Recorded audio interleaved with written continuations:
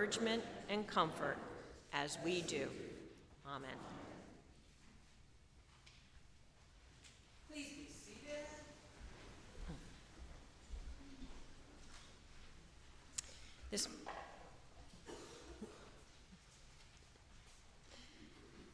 This morning's reading is from Mark. And a large crowd followed him and pressed in on him. Now there was a woman who had been suffering from hemorrhages for 12 years. She had endured much under many physicians and had spent all that she had, and she was no better, but rather grew worse. She had heard about Jesus and came up behind him in the crowd and touched his cloak. For she said, "If I but touch his clothes, I will be made well." Immediately, her hemorrhage stopped, and she felt in her body that she was healed of her disease. Immediately aware that power had gone forth from him, Jesus turned about in the crowd and said, "Who touched my clothes?" And his disciples said to him, "You see the crowd pressing in on you. How can you say, 'Who touched me?'" He looked all around to see who had done it.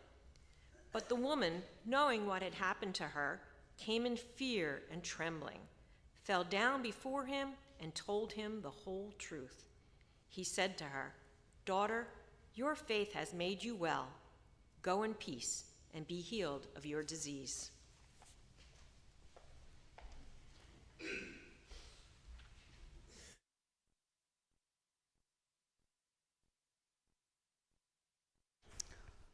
Thank you, Cindy. As you can see, that's not Sharon Hannon. Okay, Sharon took ill actually yesterday and asked if Cindy would step in on her behalf. So we also pray for Sharon to get better soon.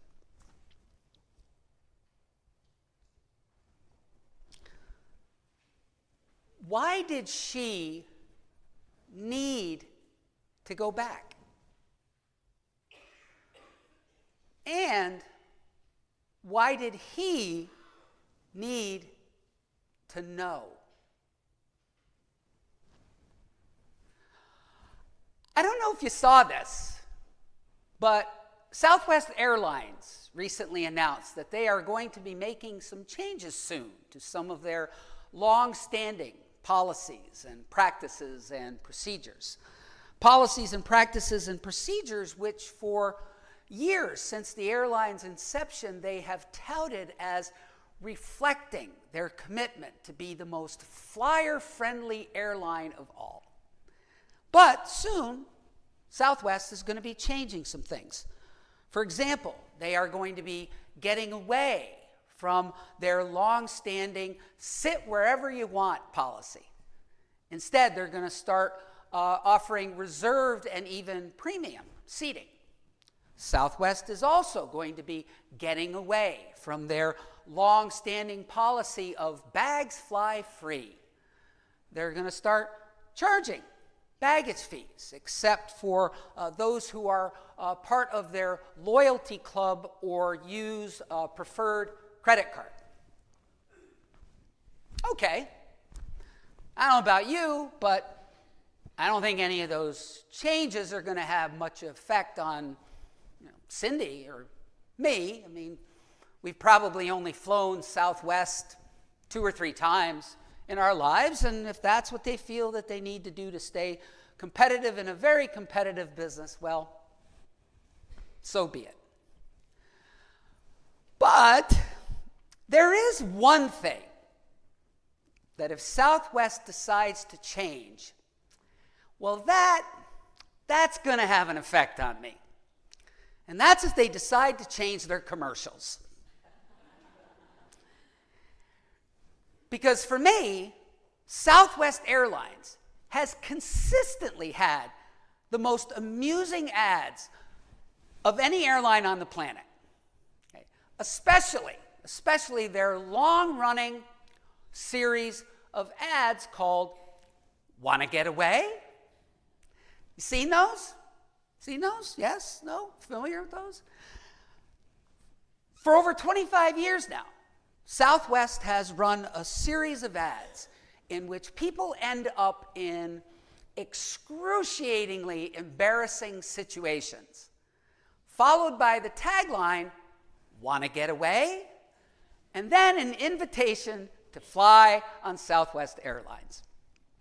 For example, one of those ads features a woman who is snooping in the medicine cabinet of a friend's bathroom, only to, have you seen this one? Only to have all of the shelves come crashing down to the floor. Want to get away? And in another one, a businessman jumps into the back seat of a car that he thinks is there to transport him to his next meeting, only to discover that he has gotten into the back seat of what is a getaway car for a group of bank robbers. Want to get away? And then I don't know if you've seen it, but they have a new one out. And in this newest Southwest commercial, a couple approaches the front door of the wife's sister. And after ringing the doorbell, you see that the husband is carrying a large wrapped package, clearly a gift for the sister's birthday. But while they're waiting for the sister to answer the door, the husband starts joking about the fact that the gift that they are about to give the sister is actually a re-gifted bread maker, and that he hopes the sister likes making sourdough. And then the wife chimes in by saying, "Yeah, but I don't even remember who gave us that stupid thing."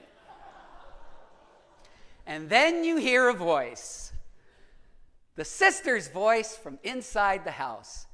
She's heard all of that through the microphone on her Ring camera. And she says, "I gave you that stupid thing.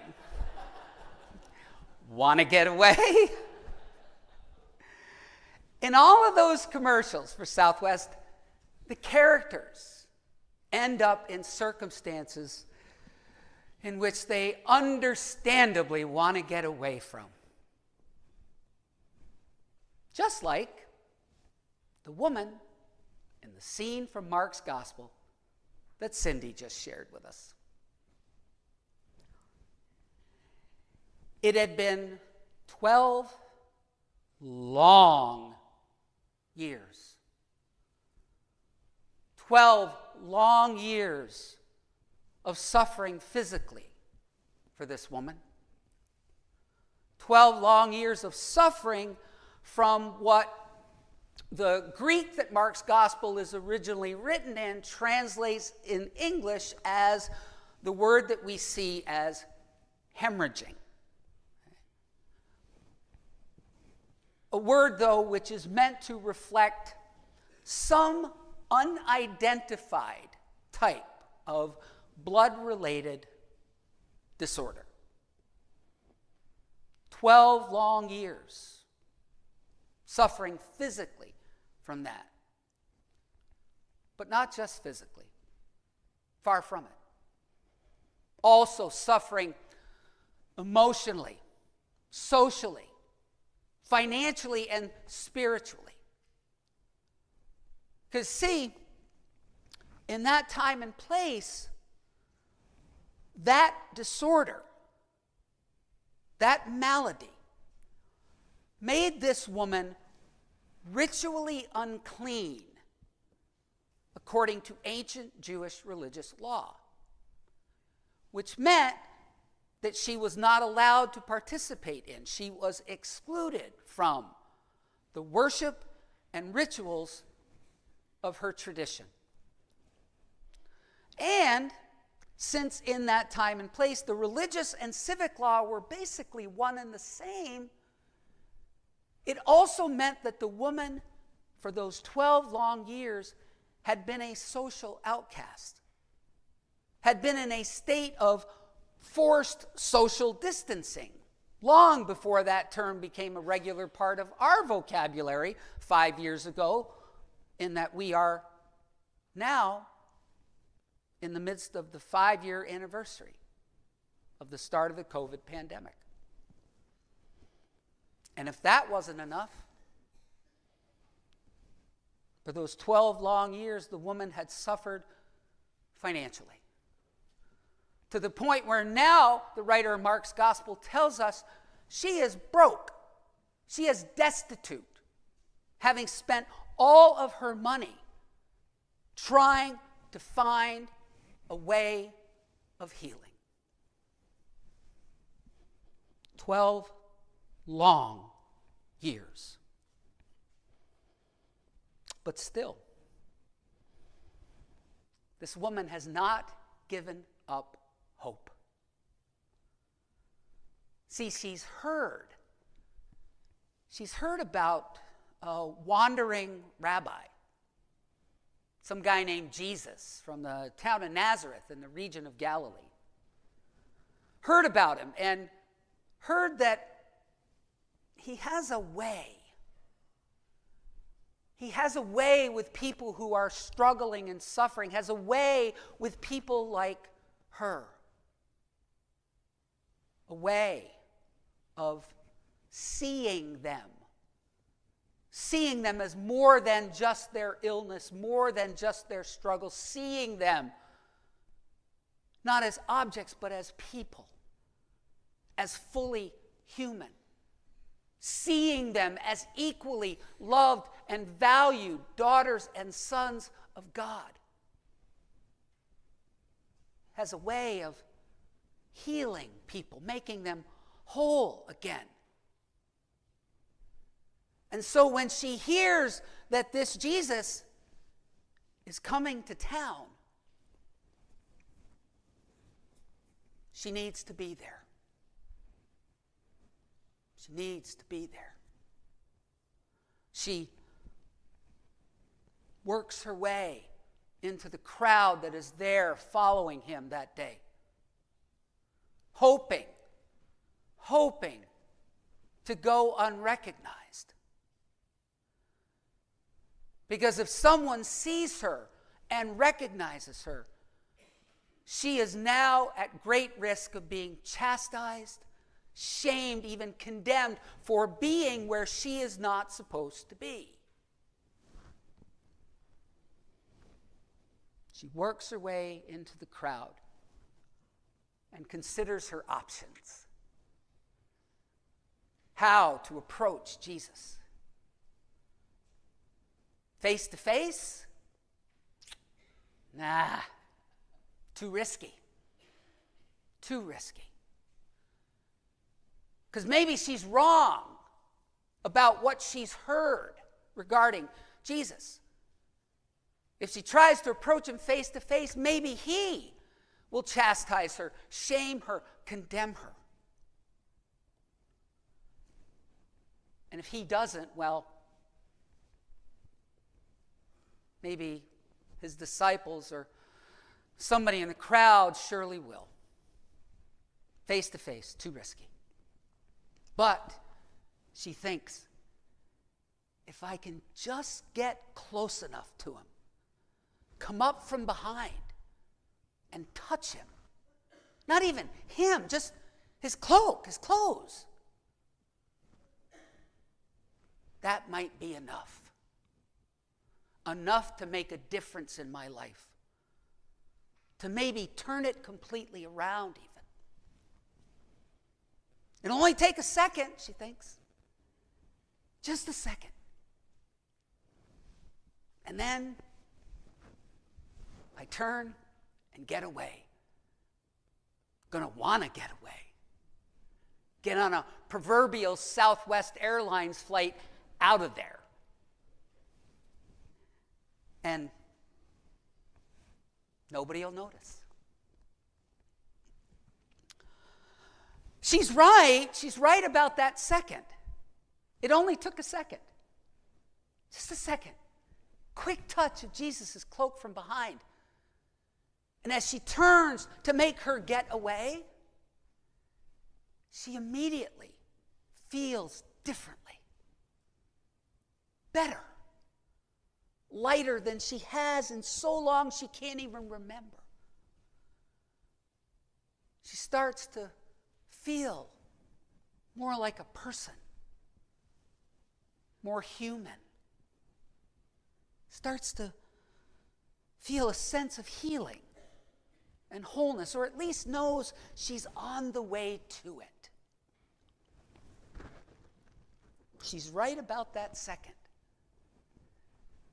But she's wrong about nobody noticing. As she begins her getaway, she starts to pick up pieces of a conversation. Jesus saying something about wanting to know who touched him, something. And then some others, she figures probably the disciples, responding to Jesus by saying, seriously, dude? Who touched you? You're literally in a crowd. It could be anybody. She stops for a second, wonders if maybe she should go back. Go back and tell Jesus that she was the one who touched him, but just still too risky. Too risky. Again, if she tries to do that, maybe he will chastise her, shame her, condemn her.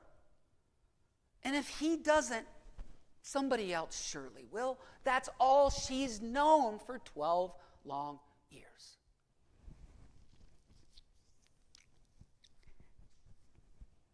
And then, of course, there's the fact that she had touched him. The risk of letting him know who it was who did it, or others know that it was her, that's a problem. Because, you see, since she is designated as ritually unclean in that time and place, her touching Jesus now makes him ritually unclean. So no, can't go back. She starts on her getaway a second time, but then again stops a second time. Something stops her. Stops her enough for her to this time turn around and go all the way back to Jesus, not from behind, but face to face, fall down on her knees in, as Mark puts it, fear and trembling, but in the language of the Bible, that word fear, more often than not, means awe.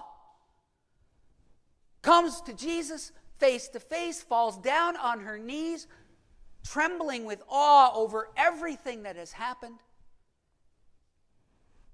and tells him everything. Tells him that she is the one who touched him and why, and then she waits for it.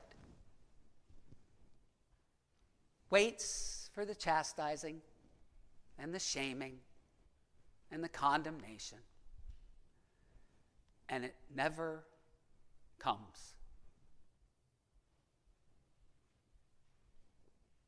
Instead, Jesus just says, calls her daughter.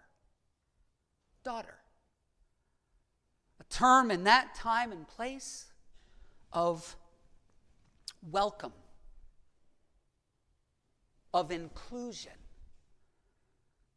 of interconnectedness, of interdependence, a term which reflects relationship. Daughter, your faith has made you well. In other words, your trust in God and the power of God that runs in and through me has helped you on your way to healing and wholeness.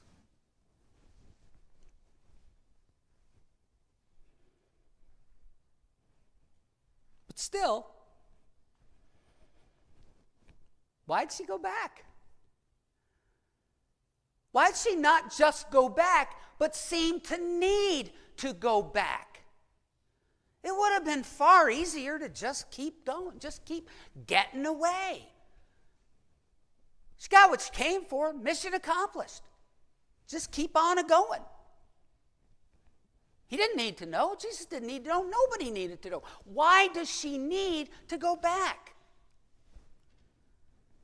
And I wonder if it's because that second time what had stopped her is she had a realization, a spiritual insight, that she came to the realization that if she just did what she did and made her getaway, she would be treating Jesus no differently than how so many others had treated her during those long 12 years. Treating him the same way she had been treated, like an object. Like an object. In a different way. She had been treated as an object of derision, an object of exclusion, as someone who had little, if any, value to anyone else because of her condition. But now, if she didn't go back, she would be treating Jesus like an object, but in a different way. Like an object whose only value was in what she could get, or really what she could take from him. No sense of inclusion, no sense of interconnection, no sense of interdependence, no sense of relationship. She goes back because she recognizes that just as she had been treated, she was now treating Jesus in transactional rather than relational terms. Social scientists and business leaders talk about the difference between transactional and relational.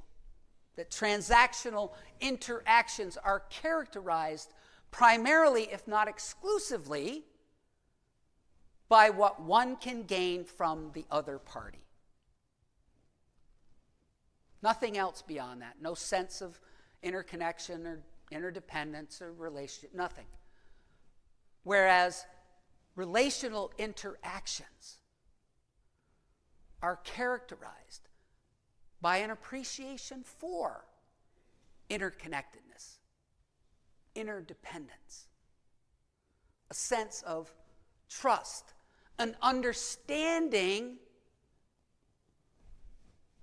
that the other party's value is not just in what can be gained or taken from them.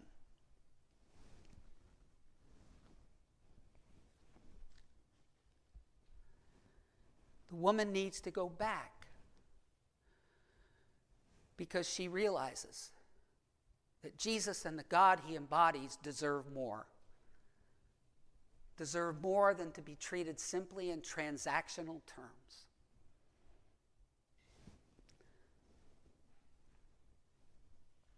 The very same thing that Jesus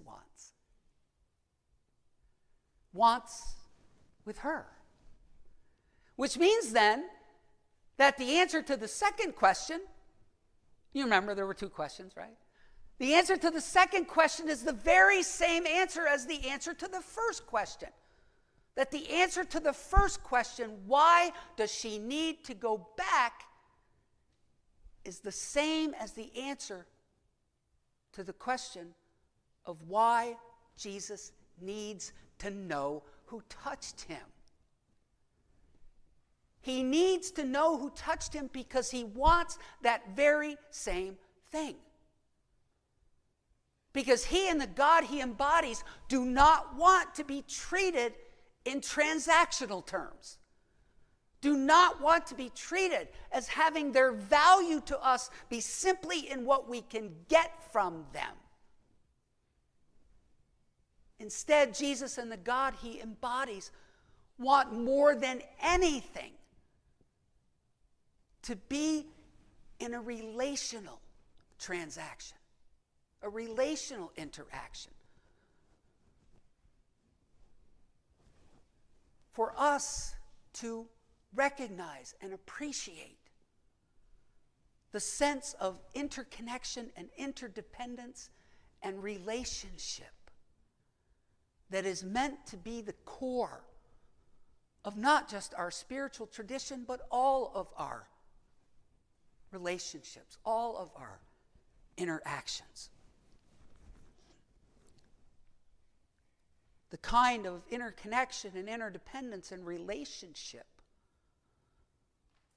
that is at the heart of, at the core of the healthiest relationships, the healthiest communities, the healthiest societies, the healthiest nations. That's what Jesus and the God he embodies want most. What about us? And I ask that because it seems to me, and maybe it's just me, sometimes it is just me, but maybe it's not. It seems to me that while we have never done it perfectly, as a society, as a nation, we were once more interested in the relational than I wonder if we are in this time.